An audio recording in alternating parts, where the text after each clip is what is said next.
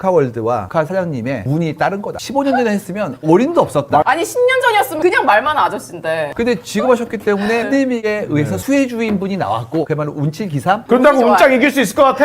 아주 두꺼운 갑옷 입고 막 뛰어나가는데 번개가 치면서 맞아도 죽었어. 내가 이겼어. 그럼 내가 센 거지? 전형적인 엘리트 코스를 받고 평생 잔잔한 삶을 살아온 아재처럼 보이는 슈카. 하지만 그는 우리가 모르는 야수의 심장을 가진 사람입니다. 잘나가는 금융권 직장인이었던 그는 과감히 모든 걸 내려놓고 불확실한 유튜브라는 세계에 뛰어들었죠. 지금은 성공한 유튜버로 유명하지만 그가 직장 생활을 그만두던 당시 유튜버는 여전히 관종이라는 시선에서 벗어나지 못했어요. 우리가 슈카였다면 안정된 삶을 포기하고 전업 유튜버라는 선택을 할 수 있었을까요? 그렇다면 그는 왜, 그리고 어떻게 지금의 자리까지 올 수 있었을까요? 슈카의 숨겨진 심리와 성공 비결. 일금 슈카, 본명 전석재. 그는 서울대 경제학과 출신으로 증권가에서 10조를 만지던 잘나가는 펀드 매니저였습니다. 금융권은 억대 연봉을 보장하지만 동시에 극심한 스트레스로 유명하죠. 슈카 역시 늘 마음속에 사직서를 품고 다니는 평범한 직장인 중 하나였지만 그렇다고 해서 전업 유튜버를 할 생각은 없었습니다. 그런데 어느 날 생각지도 못한 위기가 찾아옵니다. 재미삼아 시작한 유튜브가 조금씩 반응을 얻기 시작하며 들어봤어요 여러분? 주총꾼이라고?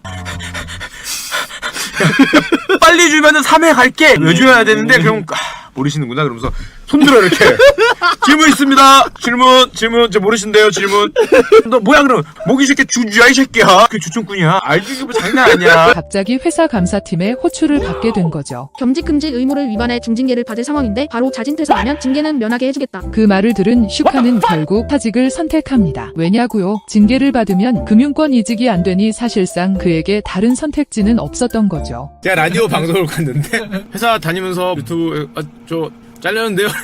야, 잠깐만. 얘기를 해버리셨고. 형은 라디오잖아. PDI를 바라보면서 편집되나요? 라는 눈빛으로 쳐다봤지만은 흔들림 없이 뭐, 네가 무슨 말 하건 뭐 잘하고 있어.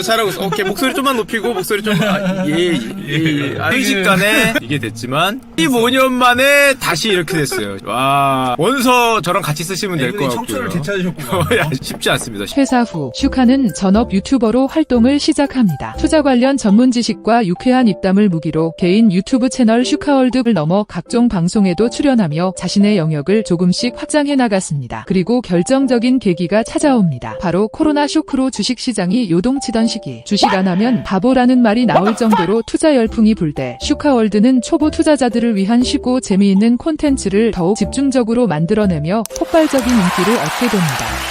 그리고 슈카의 폭발적인 성장에 기여한 또 하나의 큰 요인은 바로 코로나 기간 사회적 거리두기의 영향으로 유튜브가 폭발적으로 성장했다는 것입니다. 이처럼 투자 열풍, TV 대신 유튜브 선호라는 시대의 큰 흐름을 타고 슈카는 거인의 어깨에 올라탈 수 있었던 거죠. 그렇다면 슈카의 성공은 단순히 운이었을까요? 보통 이렇게 이미 누리고 있는 안정된 삶을 포기하고 본인의 인생을 건 새로운 도전하는 건 정말 쉽지 않은 일입니다. 심리학적으로 높은 자기 효능감, 즉 나는 하면 된다는 자신에 대한 믿음이 있어야 가능한 선택이죠. 슈카는 높은 자기 효능감을 가지고 있었기에 그런 모험과 기질을 보여줄 수 있었던 거죠. 그리고 그는 이미 자신의 전문 영역에서 뛰어난 성과를 낸 전문가이기도 하지만 더 중요한 것은 슈카만의 독보적인 매력을 가지고 있다는 것입니다. 그것은 바로 주제를 가리지 않고 다양한 대중과 소통할 수 있는 넓고 얕은 지식과 아재미 넘치는 입담인데요. 본인의 전문 영역과 관련이 없는 분야에 대해서도 본인의 생각을 재미있게 썰을 풀어 단순히 경제 유튜버보다는 예능 유튜버로서도 입지가 단단하죠. 그래서 슈카의 방송은 단순히 정보 전달이 아니라 시청자와의 공감대를 형성하는 데 초점이 있습니다. 심지어 경제 이야기를 할 때도 시청자들이 자신의 말을 너무 진지하게 받아들이지 않도록 하기 위해 의도적으로 우스꽝스러운 모자를 쓰는데 그 때문인지 왠지 모를 친근한 동네형 느낌이죠. 이런 준비된 능력과 노력이 있었기에 운이 찾아왔을 때 그 기회를 잡을 수 있었던 것 아닐까요? 흔히 말하죠. 행운은 준비된 자에게 나타나는 정직한 우연이다. 한때는 평범한 직장인이었지만 이제는 언론 매체 못지않은 영향력을 가지며 사람에 대한 호감도 물론 있으나 그것보다 이분이 얘기했던 논제에 대한 호감으로 커진 거예요. 기존에 있던 언론의 역할이죠. 호응을 잘 받을 수 있는 주제를 아주 선명하게 만드셨던 거. 좋은 커뮤니케이션은 상대가 듣고 싶은 얘기 해주는 거. 많은 부와 명예를 얻은 슈카. 그런데 그는 왜 여전히 노력할까요? 그것은 그가 단순히 성공 지향주의자가 아니라 성장 지향주의자이기 때문입니다. 그는 경제와 사회라는 무거울 수 있는 주제를 유쾌하게 풀어내며 새로운 영역에서 본인의 성장뿐 아니라 많은 사람들이 자연스레 경제에 관심을 갖게 하는 긍정적 영향력을 끼치고 있습니다. 물론 자신의 커뮤니티와 팬들에게 책임감을 느끼는 강한 사회적 연결 욕구를 가진 사람이기도 하겠죠. 슈카의 이야기는 안정과 도전 사이에서 고민하는 우리 모두에게 큰 교훈을 줍니다. 꾸준한 도전은 성장 마인드셋의 핵심입니다. 가장 중요한 건 완벽한 준비가 아니라 작은 첫걸음을 내딛는 용기입니다. 슈카도 처음부터 완벽하지 않았지만 그 작은 발걸음이 지금의 자리를 만들어줬습니다. 여러분은 어떤 목표를 이루고 싶으신가요? 우리 함께 오늘 하루 작은 첫걸음을 한번 내딛어 보는 건 어떨까요? 사람들의 감정과 행동을 관찰하는 방구석 감정평가사 읽음,